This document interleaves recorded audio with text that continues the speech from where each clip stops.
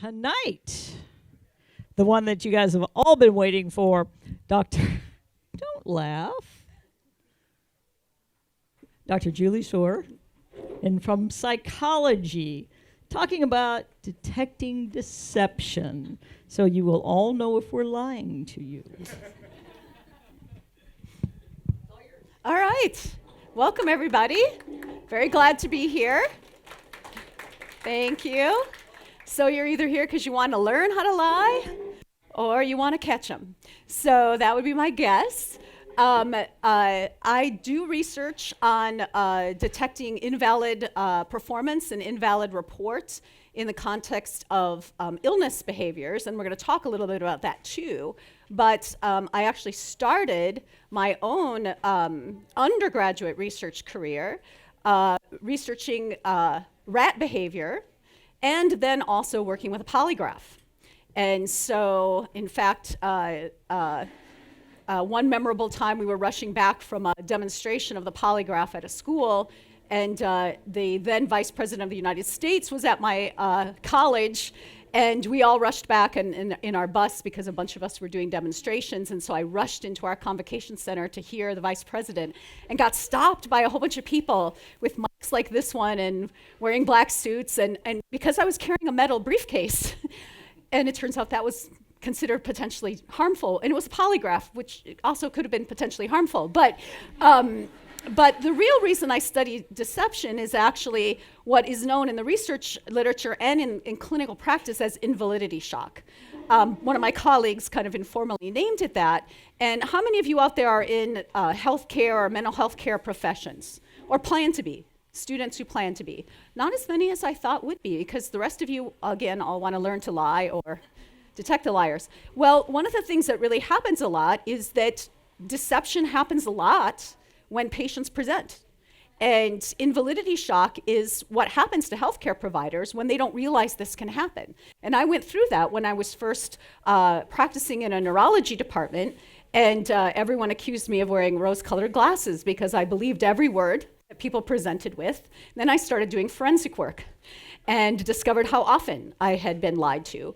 And it was shocking to me. And this is one of the things that healthcare providers experience over and over again, is this problem that at the same time that we want to relate to the people we're working with, we also have to wear our scientific critical eye and remember some of what we're being told might not be the truth. It may not be accurate information. So we'll talk a little bit about that, but we're going to talk about deception generally to help you understand why that might happen. Deception is actually a normal, evolutionarily adaptive communication style. So we, in fact, know that there is a lot of deception that happens in the animal species, including humans. Those of you familiar with the killdeer know that that is a very adaptive process, faking having a broken wing for the purpose of protection of their young. Lure the predator away from the babies by pretending to be injured and pretending to be more vulnerable then. But animals will also, and so here we've got some examples of other animals malingering death, in part to avoid injury, to avoid threat. But animals will also feign illness or injury or death in order to get a gain. So here we have a cichlid. They will pretend to be dead until their own prey gets a little bit close to see the dead fish, who turns out very much alive, and then is able to devour the prey. The antelope that you see off to the side also deceives in a different way. It's not deceiving an illness or an injury, but deceiving by calling out a false alarm about predators, which makes the female antelope stay nice and close, which means he has plenty of breeding opportunities. So these false alarm calls or the feigning injury or death can be both adaptive in that you avoid harm to yourself, but also that you get some benefits. Social animals in particular do a lot of deception. Lots of social animals have been studied and shown all kinds of clever little deceptions. And in fact, social animals also show the ability to try to detect and then punish those who are deceiving. So there is this evolutionary war between evolving good ways to deceive others to get some kind of gain or to avoid a punishment. That's very adaptive. And then also to evolve techniques to detect those who are deceiving in order to stop that behavior and minimize that behavior. So that's not a unique thing.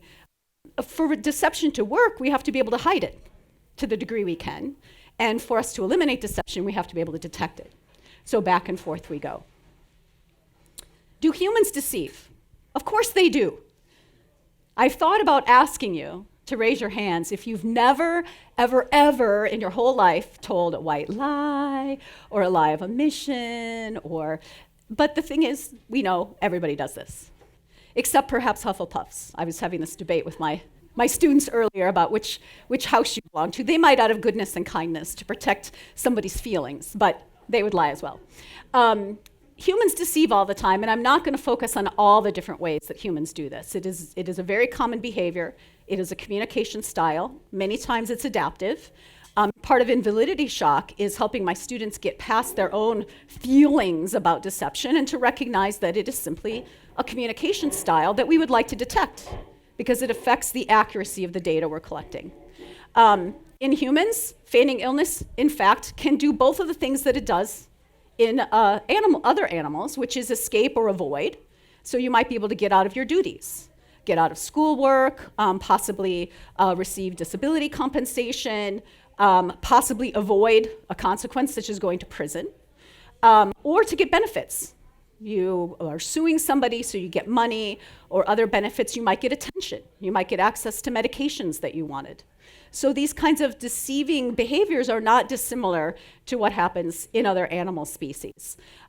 We may maintain those behaviors for a long time, but it actually turns out animals can too. I recently got back from Australia, where I learned there are a lot of venomous animals out there, and they're apparently all in Australia. But also there's a species of ant there that can live its entire life, a species of spider there that can live its entire life in ant colonies, because it has evolved a way to smell like the ants and behave like the ants. It doesn't look like an ant, but in fact it fools the ants, and it can maintain that through its entire life and live with the ants and just slowly feed off a few here and there. It's clever enough not to take them all down, and can spend its whole life in this pattern of deception. So it can be long maintained and not just the length of time the killdeer has led you away from wherever the nest is. There are also famous examples out there, some of which you may be aware of. For those of you who are kind of literary folks, Odysseus faked an awful lot of symptoms. If you've read that, I see some head nods, so you know what I'm talking about. Many of Shakespeare's plays involve main characters who have faked mental health disorders or illness or death, so this is not an uncommon thing. If you are interested in children's stories, there are many Aesop's fables that involve faking of illness and injury and death for these various purposes. There are also a lot of famous criminal cases that have made the news. The Hillside Strangler is one of my favorite. I can never remember his name, Kenneth Bianchi. So he was a serial killer who faked for a long time multiple personality disorder, which is a very misunderstood mental health disorder, had fooled a lot of forensic psychologists or psychiatrists, but actually a psychologist eventually was able to show that he was being deceptive. And in his house, they actually found books on psychology, books on multiple personality disorder, books on the criminal justice system, all sorts of preparation that he had gone through in order to try to do that very successfully. And so I'm going to come back to that point at the very end, is part of that evolutionary war of better ways to deceive. People prepare. People can get information. And back then, he had to check out the books. And what do we have? The internet. And all those wonderful resources right at our hand. A couple examples down here are sports. How many of you are soccer fans? From what I read were some research findings as well as YouTube videos that I found that showed that pretty much the top faked injuries that are out there are soccer. So to slow down play or to get penalties caused, that apparently soccer players are known to be particularly good at this. I don't follow soccer, so but that it's seen in football a lot. And in fact, I read a study from a physical therapist talking about the fact that actually this is very dangerous. In the short term, it's beneficial, But in the long term, this actually may affect player health overall because of the crying wolf kind of behavior. That in fact, it may be that sideline medical personnel will ignore real injuries when someone has often feigned an injury, so that there are negative consequences to this. Does anybody recognize this gentleman? It's been a few years. It was 2014, I think, 2015. That look familiar to anybody? This is the gentleman who was in the park, the state park in Utah, who toppled one of the boulders off of and I would call it a monument, but it was a natural-made structure. Does that ring a bell with anybody? The reason it did for me was he videotaped himself doing the whole thing, which was a very physically exerting job. It was on the internet, so they were able to catch who did this. But 2 months before, he'd have been involved in a legal case where he was reporting severe and total physical disability, unable to move, unable to bend, unable to do anything. So there was videotaped evidence that, in fact, he testified in court and had medical documents saying he couldn't move. And here he was on this Boy Scout trip. These were two Boy Scout leaders who went off on this long journey and then engaged in that behavior, where clearly he could move because he pushed a boulder off. So that was a very famous case that caught the attention of a lot of people who researched deception. Unfortunately, we don't usually have that kind of evidence, except in some forensic cases where lawyers will hire people to follow people around in order to try to catch them in deception. But that's very expensive and labor intensive. We want to be able to catch people with much less labor intensive methods. As I mentioned at the beginning, my interest in this is not so much trying to catch criminals, trying to catch people who've committed crimes or anything, although technically this is fraud at some level, but rather my own experience with people who were presenting deceptively about their medical, neurological, physical kinds of behaviors. And the research literature shows these are the most commonly feigned physical, mental, and cognitive symptoms and illnesses. So in the world of medicine, pain, fatigue, weakness, having unusual movements, too many movements, as well as not being able to move, so a paralysis, are the most common things. And it may be, not always though, easier to detect these sorts of things. And as I mentioned before, there's an evolutionary value to this. They looked very different decades ago when people didn't have medical knowledge. So when patients would present with paralysis, it was pretty much detectable by anyone who had any medical training that this doesn't make sense. That's not how the body works. That's not how the nervous system works. This couldn't happen. But now you can look these kinds of things up and people have a lot more knowledge, and so it can be more sophisticated and a little bit harder to catch. We don't always have lab results that can show that, and some of these symptoms are subjective. So even though in medical, I seem to be cutting out here, they actually are reported by individuals, and so they are subjective at some level.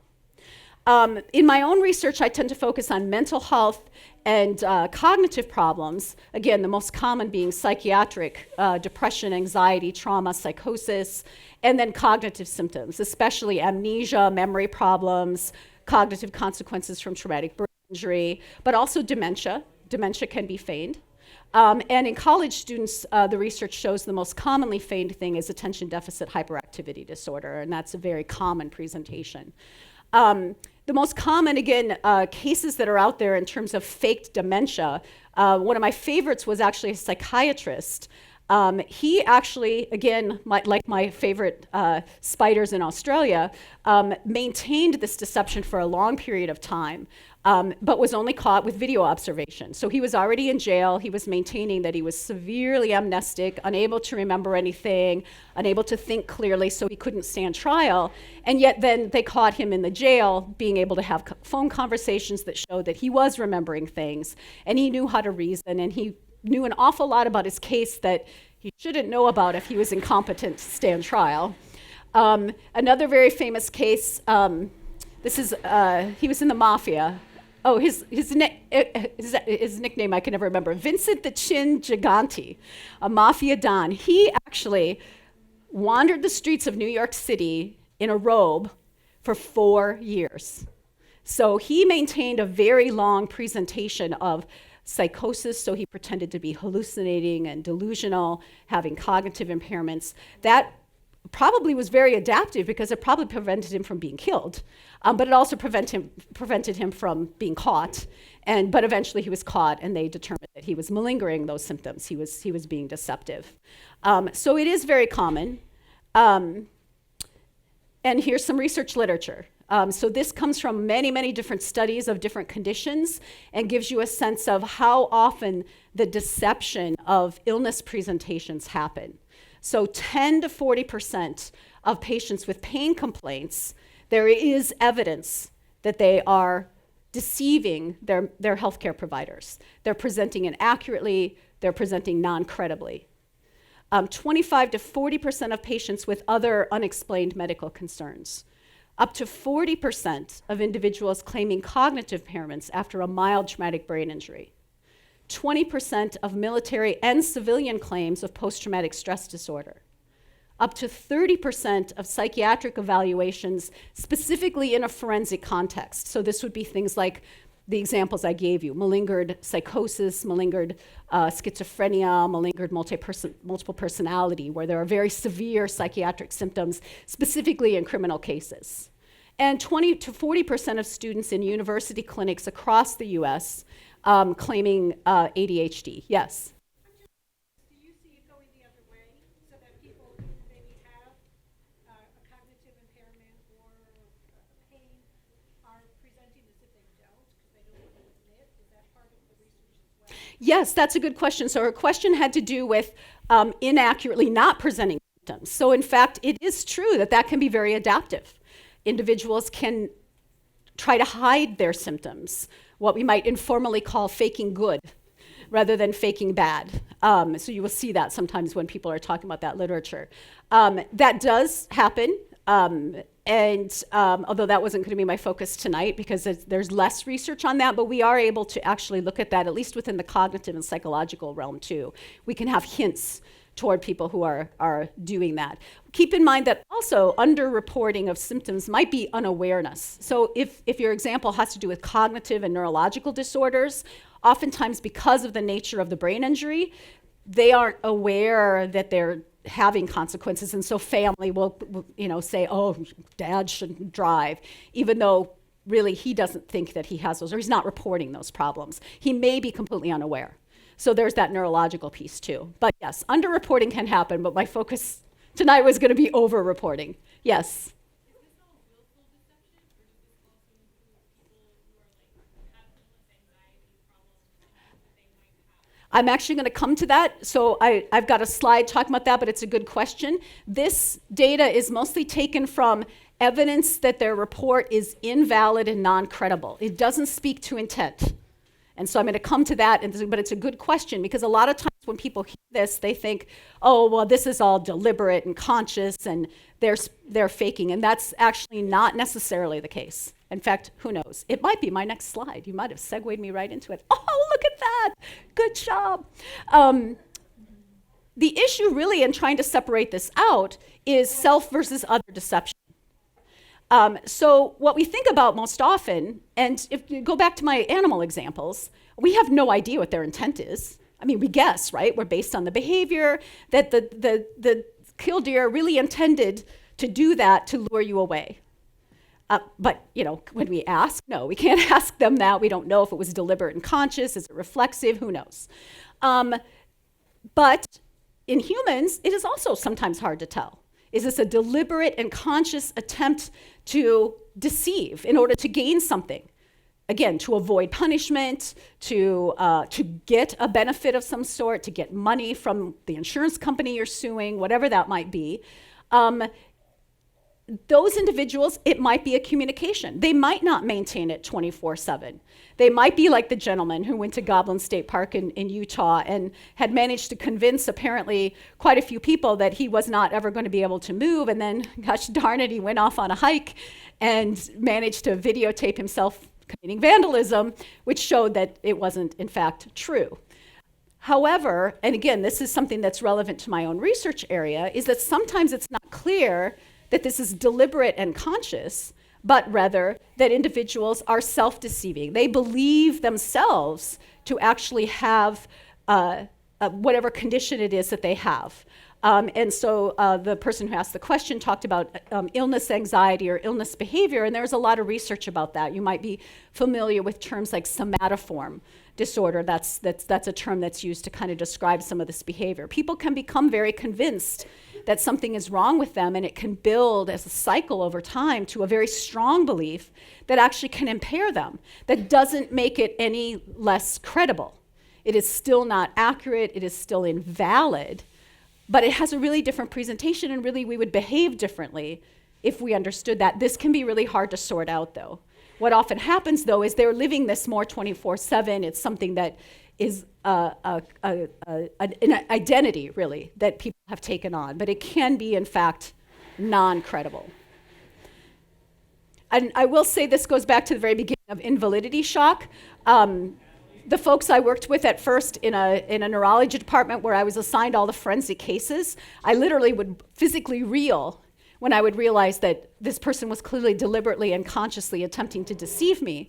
But I worked in a rehab facility as well, and I met an awful lot of folks and worked with them psychologically where I felt that this latter was true, and that this was more important, and this was something therapeutically that I could work with individuals to try to correct so they could function better, that they would have a higher quality of life. Nevertheless, it was still invalid, and it made it hard for me to know what was really going on because of the way they were presenting. So, what harm is there, really? I mentioned some harm with regard to self-deception just now, but, more power to you. If you can get away with this and get some money, well, it is actually very harmful. This could have consequences and does have consequences. It's extraordinarily expensive to not detect people who are malingering. Social Security disability claimants, there's evidence that shows how much money is being poured into invalid claims, which means that money is not available for individuals who actually need the funds, the services, who have these conditions. This is not a benign thing. It is a communication style, but there is a value to it for our society in that it costs us a lot. It certainly hampers administration of justice for those individuals who are trying to deceive in order to avoid standing trial, to be found not guilty by reason of insanity, for example. It hampers our understanding of disorders and thus affects our research. If we are including in our research projects individuals who are behaving non-credibly, who really don't have the condition, we're not going to understand the condition. We're not going to have adequate understanding of what the pathophysiology of a pain disorder is if some of those individuals aren't presenting credibly with regard to their pain symptoms, for example. So it has effects on our science. It is important for us to assess for this, and clearly it's very high base rate. So those of you who are interested in healthcare, and you're learning about doing differential diagnosis, most of the conditions you're interested in do not occur with the base rate of non-credible presentation. One of your diagnostic hypotheses that you should be thinking about is always, is this credible? Is this accurate? Even self-deception is harmful. Having that identity as someone who's impaired, functional, affects one's quality of life, is related to higher rates of disability. In the field of mild traumatic brain injury, it's actually related to deterioration in function over time, which doesn't make any sense with what we know neurologically about brain and brain healing. Individuals are less likely to respond to effective treatments, often because they don't adhere to them, because of their beliefs about the illness and that this is permanent and disabling and that there's nothing we can do about it. So how are we going to detect them? Well, if you think you're good at this, you're probably wrong. People are horrible at detecting deception. What are your favorite methods? What do you think would tell you if somebody were lying to you? What have you heard? Anybody? Yeah. Body language, like what? So if you're moving around a lot, you're really fidgety. Other things. Yeah. Eye contact. So I'm making a lot of eye contact when I'm lying, or I'm trying not to make eye contact when I'm lying? Not enough eye contact when I'm lying. Anybody else? Yes. Pardon?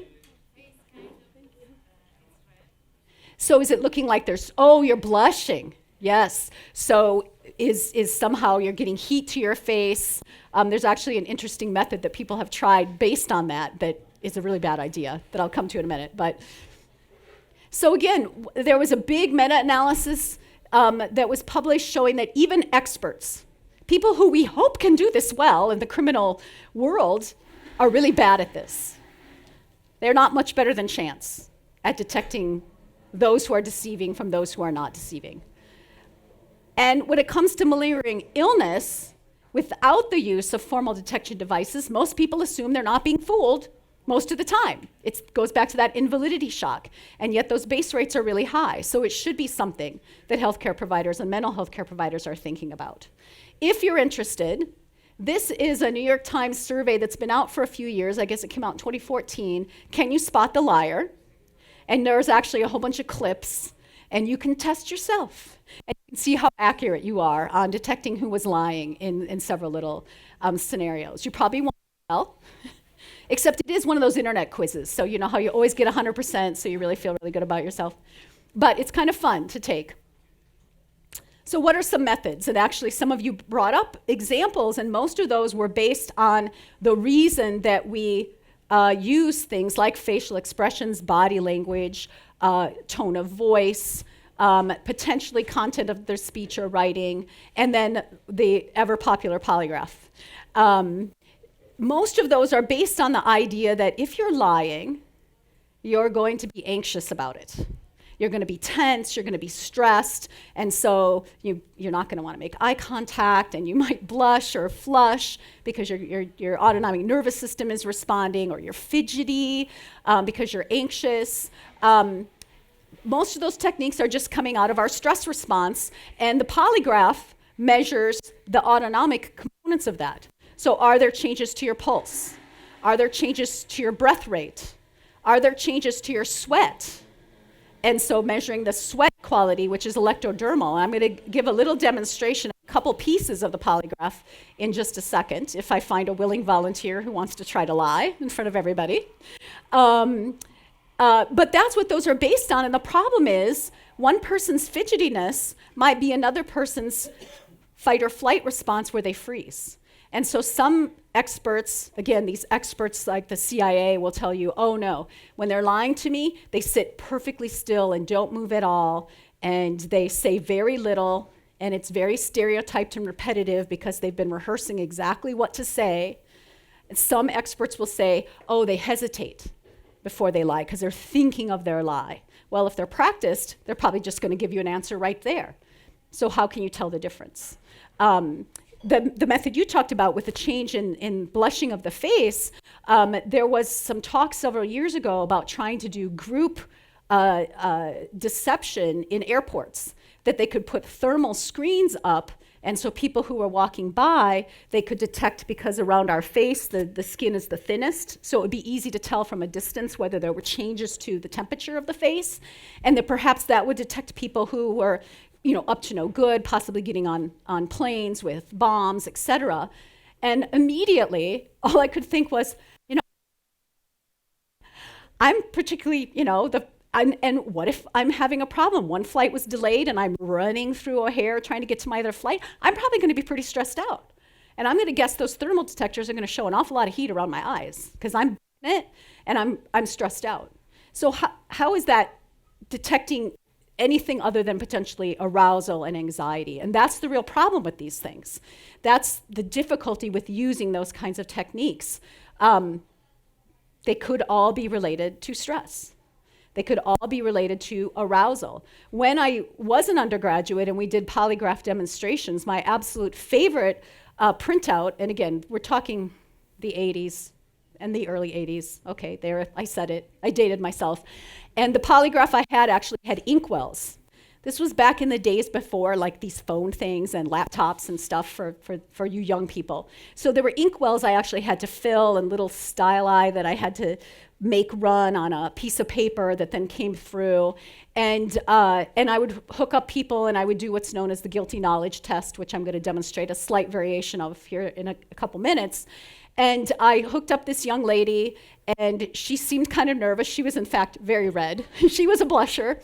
And it got her kind of calmed down, asked some neutral questions, and then all of a sudden, all the measurements went crazy. She was clearly worked up again. She was blotching all over the place. And I said, "Are you all right?" And she said, yes, just keep going. I said, "Well, I can't right now because you're off my scale. I need you to mellow out again."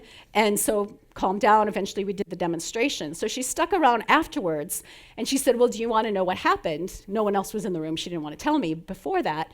And what had happened was she was sort of facing a door, and the guy she had a crush on walked by the window and looked in and gave her this perplexed look like, "Why are you sitting in the front of the room with all these electrodes all over you?" So I saved that for a long time because I called it, the polygraph of love, or whatever it was, love, shame, embarrassment, all kinds of stuff mixed together. It had nothing to do with lying and had everything to do with autonomic arousal. So many things can cause a person to be worked up.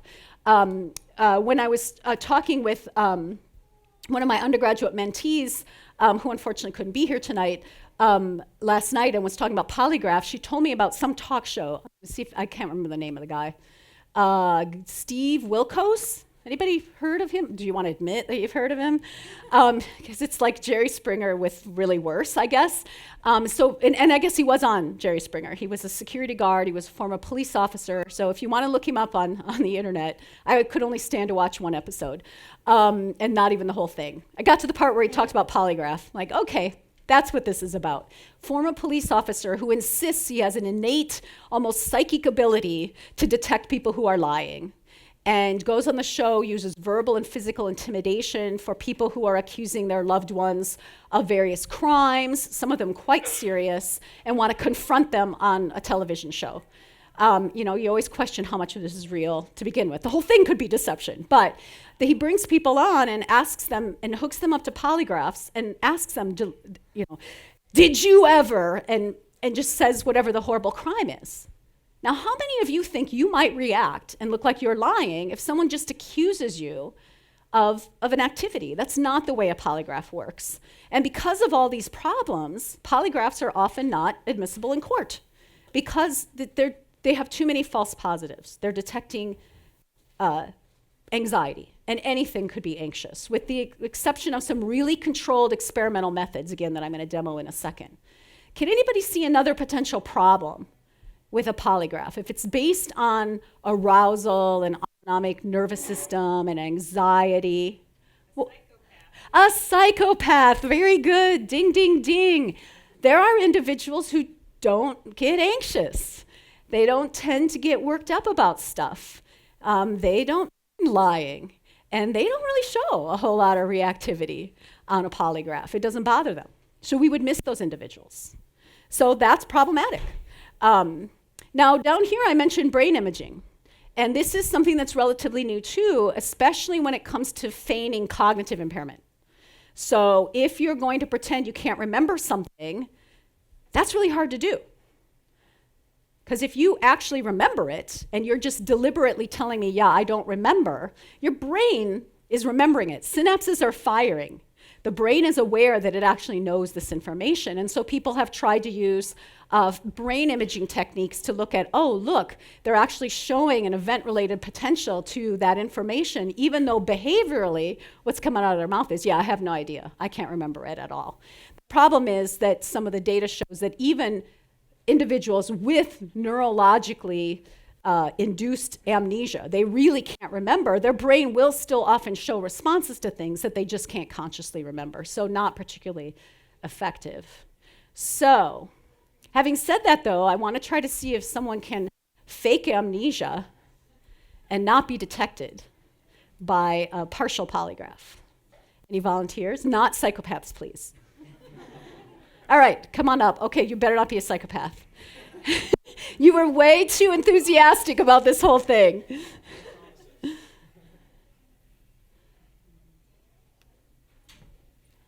No, I'm not going to upgrade to premium. All right. So have a seat right here, sir. Okay. What's your name? David. David. All right. I want you to stare at those words for a little bit Okay. while I get the equipment ready. So David is looking at a list of words. The words for you, so you will know as well, are chair, rabbit, tomato, pencil, and milk.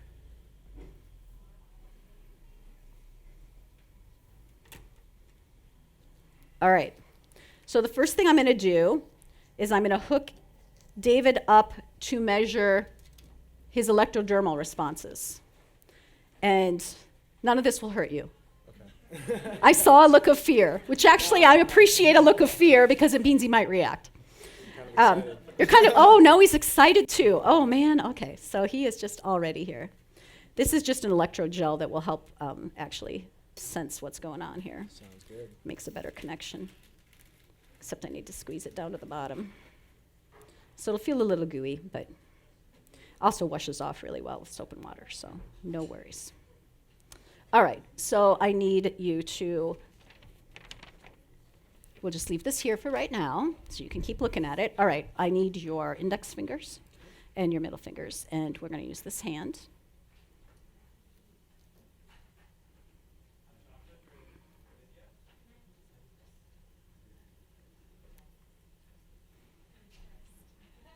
So an electrodermal response is actually measuring sweat. Sweat is conducive, it's salty, and so if he changes in his sweat based on his lying behavior, okay, I feel like that's not on tight enough here. We need good contact. All right, I'm gonna have you put your hand right there and rest it nice and firm. Okay. And the other thing I'm gonna measure, I did not bring breathing because I thought that just might be awkward for everybody involved if I had to hook you up to breathing, but this will measure your pulse.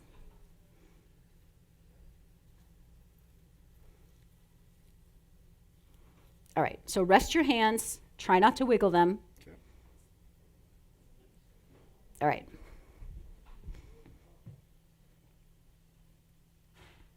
Is that actually showing up? Okay, good. All right, first I'm just going to get it going.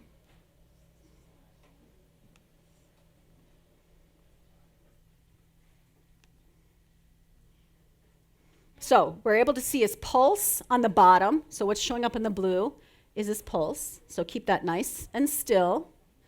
And his electrodermal responses have completely vanished, which often happens at first. Come on, baby.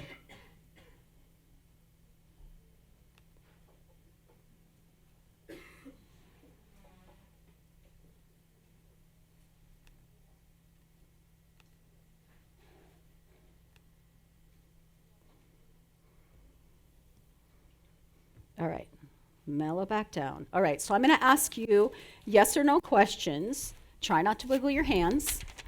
Just leave it flat.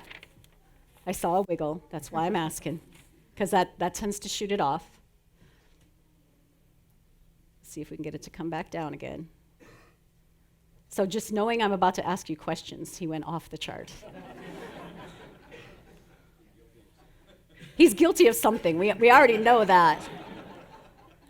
Oh, dang, yeah. Bring it down, David. All right, we'll just try a couple of questions. So, is your name David? Yes.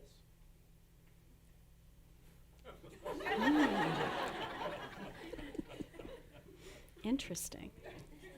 Of course, what I'm doing right now are techniques you wouldn't want to do, right? Because I'm going to make him more nervous by saying things like interesting, etc. All right, so do you remember that list of words I showed you? Yeah. So I'm going to ask you yes or no whether you saw them. Okay. Do I answer this truthfully? I want you to answer for words that were actually on the list. I want you to lie. Okay. Was coffee on the list? No.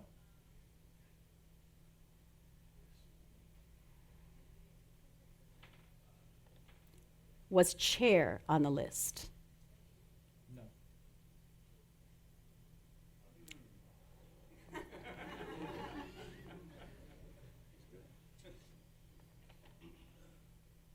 Was tomato on the list? No.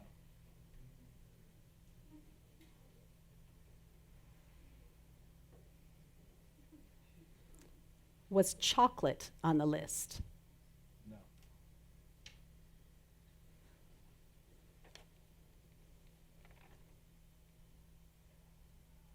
Was pencil on the list? No.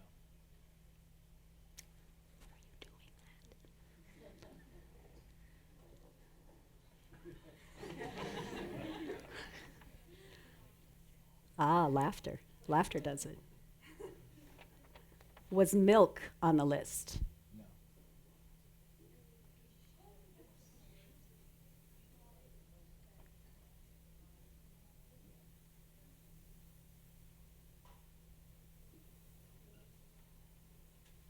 Was tablet on the list? No.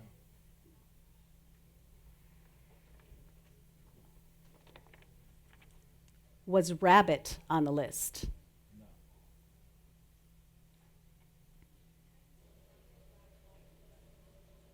No. All right, you're kind of a good liar. What did you do? Did you have strategies? For a second, I started like thinking in my mind, like creating another list in my mind. So like, Oh, if I had a shopping list interesting. and you were asking me what was on my shopping list, like no, a rabbit was not on my shopping list. But at the same time, I felt it every time you said a word that was on there. You felt like, oh crap. Like it was an involuntary like nervous response like within me. It was weird. So you actually were able to tell. I was able to tell, yeah. So he had an interesting strategy. I'm not sure you could hear it, but he found himself feeling a reaction. But in addition, he tried to think of other words that could I be asking him about. So he said, I thought of my own shopping list, and a rabbit wouldn't be on my shopping list. So was rabbit on the list? No, it's not on my shopping list. He tried to deceive himself enough to try to then deceive his reaction. That's a really complicated. Thank you very much, by the way. Thank you very much, our liar. Thank you. Yeah. But there are also much easier ways to avoid detection, but I'll take some questions for a second before I go on. Yeah. Oh, yeah. Can you give us the 5 words? Rabbit, milk, pencil, So he said rabbit, pencil, and milk. You got those right. And then I think you just said table and coffee. Now, coffee was one of my foils, so it was there, and tomato. But I'm not sure I even asked you about tomato when I did the polygraph because I was mixing them up. But again, I didn't give him time to learn those words. I gave him only 5, but he didn't have time to rehearse them over time. Still, his brain would have been firing that those words were familiar to him. So, but there are other ways one could try to avoid detection. I hate to introduce, in case any of you are ever hooked up to a polygraph, but hopefully none of you will be. But another thing that can cause you to react is pain. So long ago when I did polygraph demonstrations and pre the internet, I tested a group of high school kids and got a volunteer, and he reacted to things that he shouldn't have and then didn't react to the things he was lying about. We did what's known as the guilty knowledge test. So again, in the criminal court, you need information that only the guilty person would know. This is why in forensics, they withhold information about crimes that are committed. There's a really good reason they do that, because the only person that would know that the victim was wearing a red dress is the person who committed the crime. So they can do things like, was she wearing a blue dress? Was she wearing pants? And the person who's guilty is the only one with that knowledge. Well, I did a version of a guilty knowledge test where I asked one individual in this particular group to steal one thing out of one bag, so they would only know what was in one bag. And instead, they stole everything. So then I had to set it up so that couldn't happen, because then they reacted to everything because they stole everything. And then the next person I brought up as the volunteer, he had actually put a tack in his shoe because he had seen a TV show where they got away with it by inducing pain. And so he knew there was going to be a polygraph demonstration that day at school, so he purposely brought a tack to school for the purpose and volunteered so that he could push his foot down every time that he was telling the truth, And then you look at shocked, but this is what happens. And then not do it when he was lying, and he showed a very similar response. If anything, he showed a bigger response on the truth items because that was pain induced. But the same autonomic response would happen because it was pain, tension, stress, etc. The polygraph isn't detecting lies, it's detecting arousal. So that's problematic.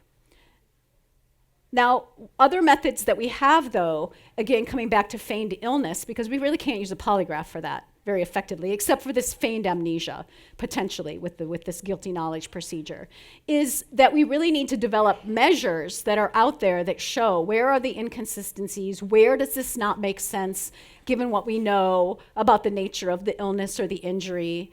In the psychological realm, what symptoms would be very implausible, so if people are reporting them, that perhaps they're reporting non-credibly. And so we're constantly working to develop these kinds of techniques. The reason I have Homer Simpson up here is because it's my favorite example of inconsistencies. Anybody a real Simpsons fan here and know this episode? I mean, he got boxed a lot. So in this episode, Bart is actually telling him, Dad, make sure you get hit an odd number of times. Does anybody know why that's super funny? Oh, no, I'm sorry, an even number of times. I even screwed it up. Because of the old myth that if you get hit in the head, you won't remember stuff, but if you get hit again, your memory will come back. And this happens a lot in like soap opera head injury and stories about head injury. It doesn't happen in real life. And so that was always my favorite episode. I had it as an extra credit on my neuroscience exam once, and one student got it.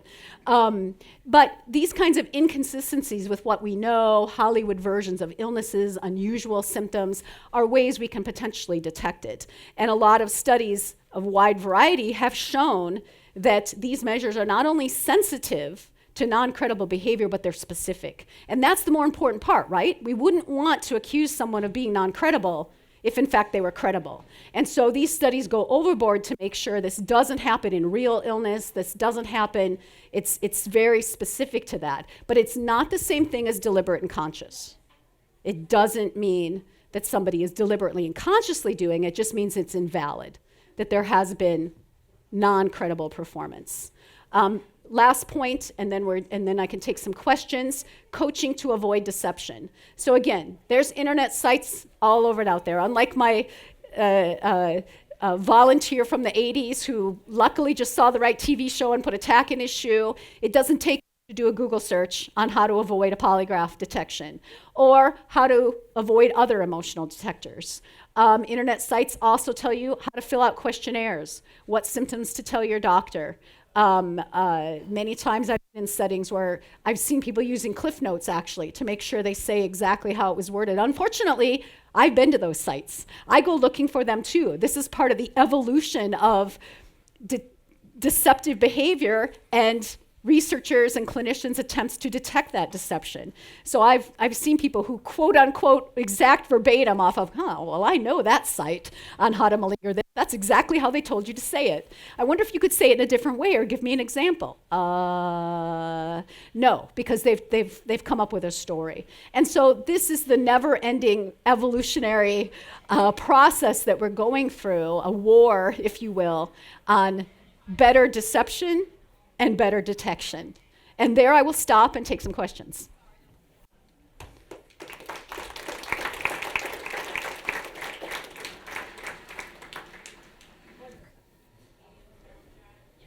Yes? Oh boy, yes. The question was, where does Munchausen syndrome fit into this? That has been renamed now to factitious disorder, and in the case of Munchausen, it's by proxy, factitious disorder by proxy. So the way that a lot of diagnostic systems try to divide all this up is, was it conscious and deliberate? Was it unconscious? Is it for the purpose of an external gain, like I want money? Or is there some internal psychological reward?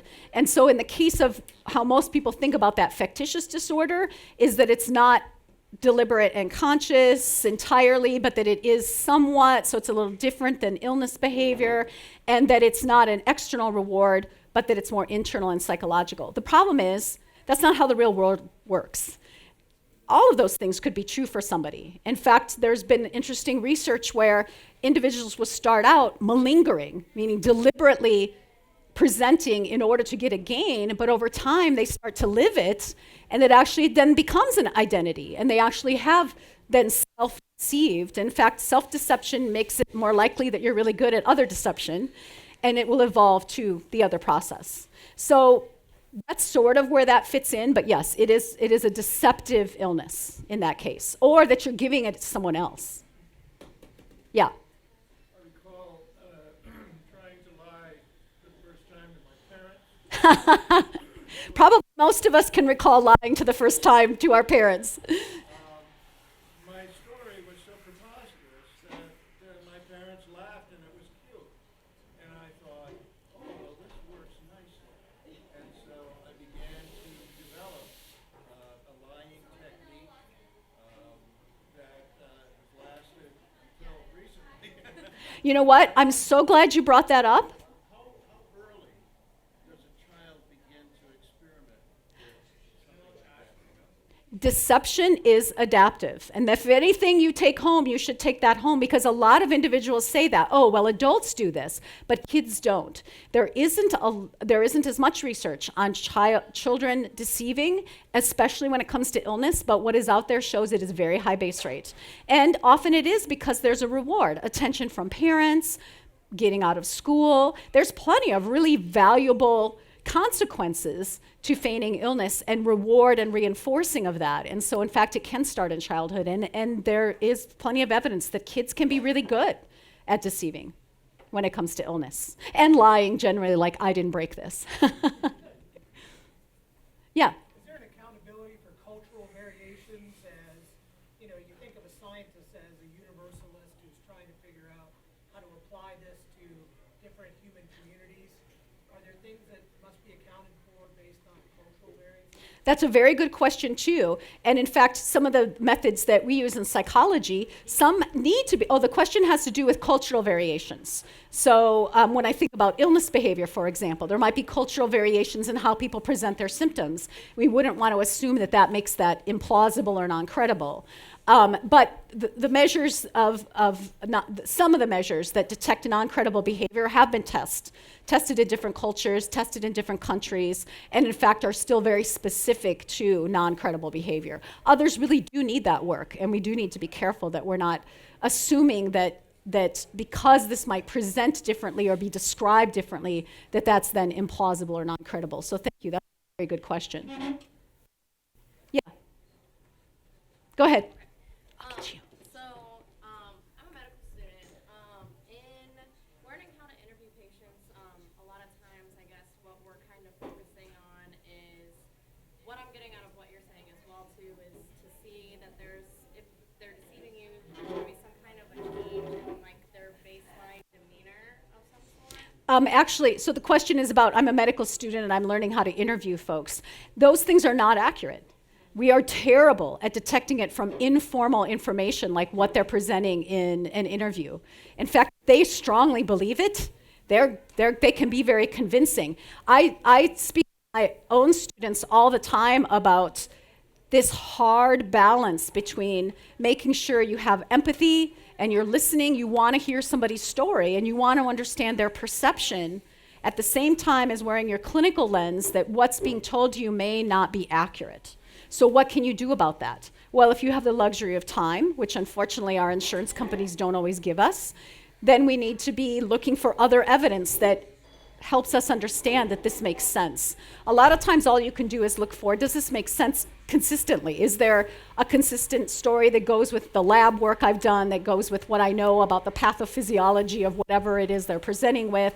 Or is there something that raises that hypothesis? By base rates alone, you should always be considering, might there be the possibility that this isn't entirely accurate information? At the same time as this is their story, though, and this is their perception. But sometimes it's also deliberate and conscious. And that's possible, too. But we don't know that intent at the moment. We just have to think, is this accurate? Is this valid? Can it help me in finding out what's going on? Other questions? Yes, I'm sorry, I forgot. Wondering what the current status of polygraph data in court proceedings is. I think it used to be me that it was not admissible Yeah, so it has to do with polygraph. Most of the time it's not admissible because, why? because of the fact that it is really hard for it to be accurate. There are a lot of false positives. Yeah. Yes, question from our volunteer, David. Pardon? Well, I don't know if you could see what was going on, or I noticed you were closing your eyes too, and I wasn't sure if that was a strategy, like, okay, if I close my eyes and picture my shopping list, but you were reacting to words that actually you were being honest about that weren't on the list sometimes, and you were reacting sometimes when you were lying, and other times it was just dead across. You didn't seem to have been lying. So it was a very inconsistent response. Of course, it was 5 words, and I only gave them to you once. And typically in a polygraph, part of what they do too is they look for reliability. So they will repeat it multiple times. It's really hard to maintain any system where you're trying to be deceptive for very long. And so they would ask the questions hundreds of times and bury them in other questions like, is your name David? And do you live in Athens? And things like that. So we probably would have missed you. Yeah, one last question.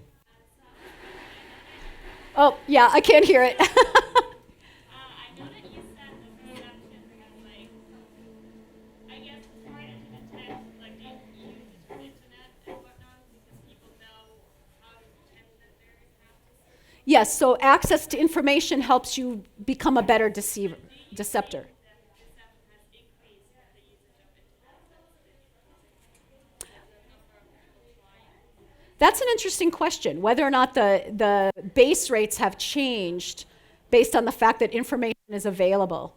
I don't really have a good answer to that question. I know that because a lot of clinicians and scientists don't look, that we probably don't know what the base rates were in the past, and that it's growing in various fields.